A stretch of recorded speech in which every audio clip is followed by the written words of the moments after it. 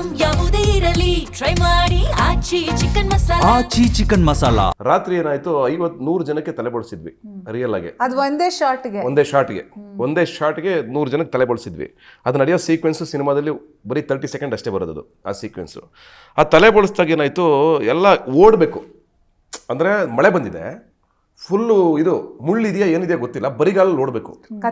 ಕತ್ಲು completely ಮಧ್ಯರಾತ್ರಿ shoot ಮಾಡ್ತಿದ್ವಿ. 11:30ವರೆಗೂ ಮಳೆ, ಹೆವಿ ಮಳೆ. ನಾನು ಇಷ್ಟೆಲ್ಲ ಖರ್ಚು ಮಾಡಿ ಇಷ್ಟೆಲ್ಲ ಆಗೋಯ್ತು, ಏನು ಗುರು ಮಳೆ ಬಂದ್ಬಿಡ್ತಲ್ಲ ಅಚ್ಚೆ ಅಂದ್ಕೊಂಡು ಭಾಳ ಬೇಜಾರಾಗಿ ಕೂತಿದ್ದೆ. ಅಂದರೆ ನಮಗೆ 1 ರೂಪಾಯಿ ಇಂಪಾರ್ಟೆಂಟು. ಓಕೆ, ಅಷ್ಟು ಖರ್ಚು ಮಾಡಿದ್ದೀವಿ. ಅದು ಒಂದು ಸಣ್ಣ ಸೀಕ್ವೆನ್ಸ್ 30 ಸೆಕೆಂಡ್ ಹೆಚ್ಚು ಕಡಿಮೆ ಲಕ್ಷಾಂತರ ರೂಪಾಯಿ ಖರ್ಚು ಮಾಡಿದ್ದೀವಿ. ಓಕೆ, ಎಷ್ಟೋ ಲಕ್ಷ ಖರ್ಚು ಮಾಡಿದ್ದೀವಿ ಅದಕ್ಕೆ. ಬಟ್ ಮಳೆ ಬಂದ್ಬಿಡ್ತು. ಮಳೆ ಬಂದಾಗ ಈಗ ಆಲ್ರೆಡಿ ಬಜೆಟ್ ಹಾಕಿದ್ದೀವಿ ನಾವು. ಪ್ರೊಡ್ಯೂಸರ್ ಒಂದು ಬಜೆಟಿಂಗ್ ರೆಡಿ ಆಗಿದೆ, ನಮ್ಮ ಇನ್ವೆಸ್ಟ್ಮೆಂಟಲ್ಲಿ ಇಷ್ಟಿದೆ ಅಂತಿದೆ ನಮಗೆ. ಆ ಬಜೆಟ್ ಮೀರಿದ್ರೆ ನಮ್ಗೆ ಕಷ್ಟ ಆಗುತ್ತೆ. ಅವತ್ತಿನ ಬಜೆಟ್ ಫುಲ್ ಹೊರಟೋದ್ರೆ ಹಾಕಿರೋದು ಮುಗೀತು ನಮ್ಮ ಕತೆ. ಇನ್ನೊಂದ್ಸಲ ಆ ಸೀಕ್ವೆನ್ಸ್ ಶೂಟ್ ಮಾಡೋಕ್ಕಾಗಲ್ಲ ನನಗೆ. ನಾನು ನೇಚರಲ್ಲಿ ಬೇಡ್ತಾ ಇದ್ದೆ, ಯಾಕಪ್ಪ ಎಲ್ಲ ಇಷ್ಟು ಕಷ್ಟಪಟ್ಟು ಮಾಡ್ತಾ ಇದ್ದೀವಿ, ನಾವು ಚೆನ್ನಾಗಿ ಮಾಡ್ತಾಯಿರೋದು ನಿಂಗೆ ಇಷ್ಟ ಇಲ್ವೋ ಅನ್ನೋ ಥರ ನಾನು ನೇಚರ್ನ ಬೇಡ್ತಾ ಇದ್ದೆ.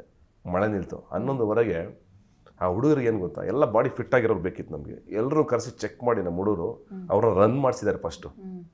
ಫಸ್ಟ್ ಸ್ಲೋಲಿ ರನ್ ಮಾಡಿಸಿ ಸಂಜೆಯಿಂದ ಅವ್ರನ್ನ ಪ್ರಿಪೇರ್ ಮಾಡಿಕೊಂಡು, ಆಮೇಲೆ ಅವ್ರ ಎಕ್ಸ್ಪ್ರೆಷನ್ ಹೆಂಗಿರಬೇಕು, ಅವ್ರು ಹೆಂಗೆ ನಿಂತ್ಕೋಬೇಕು, ಅವ್ರ ಬಾಡಿ ಲ್ಯಾಂಗ್ವೇಜ್ ಹೆಂಗಿರಬೇಕು, ಅವ್ರು ಹೆಂಗೆ ರನ್ ಮಾಡಬೇಕು, ಅವ್ರು ಹೆಂಗೆ ಕಿರ್ಚ್ಕೊಂಡು ಓಡಬೇಕು.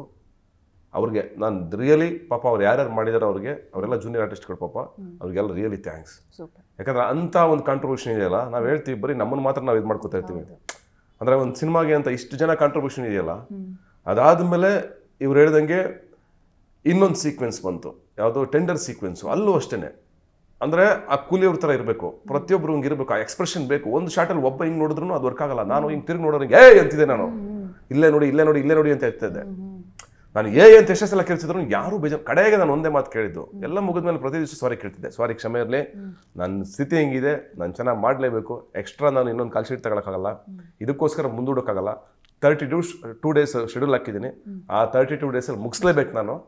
ಸಾರಿ ನಿಮಗೆಲ್ಲ, ನೀವೆಲ್ಲ ವಯಸ್ಸಾದವ್ರು ಇದ್ದೀರಾ, ದೊಡ್ಡವ್ರು ಇದ್ದೀರಾ, ನಾನು ಚಿಕ್ಕವನು, ನಿಮಗೆಲ್ಲ ಅನ್ನಕ್ಕೆ ರೈಟ್ಸ್ ಇಲ್ಲ ನನ್ನ ಕ್ಷಮಿಸ್ಬಿಡಿ ಅಂತ ಪ್ರತಿ ದಿವಸ ಕೇಳ್ತಿದ್ದೆ. ಅವರಷ್ಟೇ ಖುಷಿಯಾಗಿ ಹೋಗೋರು ಮನೆಗೆ, ಅವರಷ್ಟೇ ಹೇಳ್ತಿದ್ದು. ಬರ್ತಿದ್ರು ಸೆಲ್ಫಿ ತೊಗೊಳೋರು, ಸರ್ ಸೆಲ್ಫಿ ಕೊಟ್ಬಿಡಿ ಸಾಕು, ಎಷ್ಟು ಚೆನ್ನಾಗಿ ನಮ್ಗೆ ನಡ್ಸ್ಕೊಂಡ್ರಿ ಸರ್, ಎಷ್ಟು ಚೆನ್ನಾಗಿ ಕಡೆಯಲ್ಲಿ ಸಾರಿ ಕೇಳಿದ್ರಿ ಸರ್, ನೀವು ಸಾರಿ ಕೇಳೋ ಅವಶ್ಯಕತೆ ಇಲ್ಲ ಸರ್, ನಮ್ಗೆ ಅರ್ಥ ಆಗುತ್ತೆ ಸರ್. ಅದೊಂದು ಸೀಕ್ವೆನ್ಸ್ ನಾನು ನೆನಪಿರೋದು. ಪಂಜ್ ಸೀನ್ ಅಂದರೆ ಹೀರೋದೊಂದು ಮೊನೋಲಾಗ್ ಇಲ್ಲ, ರಾವ್ಗಢಲ್ಲಿ ಮಾಡಿದ್ವಿ ಪಂಜ್ ಸೀನು.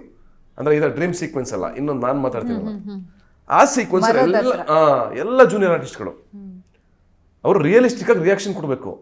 ಅವರು ನಾವು ಫಸ್ಟ್ ಫೀಡ್ ಮಾಡಿದ್ವಿ, ನೋಡಿ ಸಿಚುವೇಶನ್ ಹಿಂಗಿದೆ, ಹೀರೋ ಈ ಪರಿಸ್ಥಿತಿನಲ್ಲಿ ಇದ್ದಾನೆ, ಈ ಊರಲ್ಲಿ ಇಷ್ಟು ಸಮಸ್ಯೆ ಇದೆ, ಹಿಂಗೆಲ್ಲ ಇದೆ. ಜೂನಿಯರ್ ಆರ್ಟಿಸ್ಟ್ಗಳಿಗೆ ಯಾರು ಏನು ಎಕ್ಸ್ಪ್ಲೈನ್ ಮಾಡಲ್ಲ. ಬನ್ನಿ ಹಿಂದೆ ನಿಂತ್ಕೊಳ್ಳಿ ಹೋಗಿ ಅಂತಂತಾರೆ.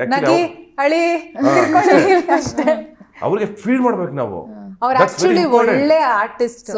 ಅದೇನಾಗುತ್ತೆ ಪಾಪ ಅವ್ರಿಗೆ ಫೀಡ್ ಮಾಡಲ್ಲ ಹೇಳ್ದಂಗೆ, ಅವ್ರಿಗೆ ಆಮೇಲೆ ಬೈತಾರೆ.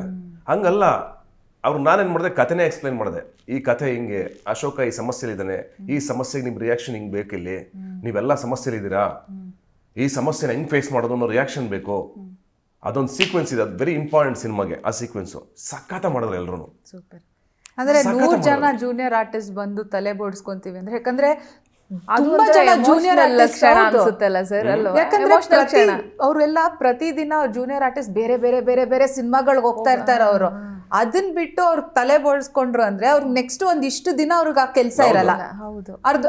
ಅದ್ ಒಂದಿನದ ಪೇಮೆಂಟ್ ಅವ್ರಿಗೆ.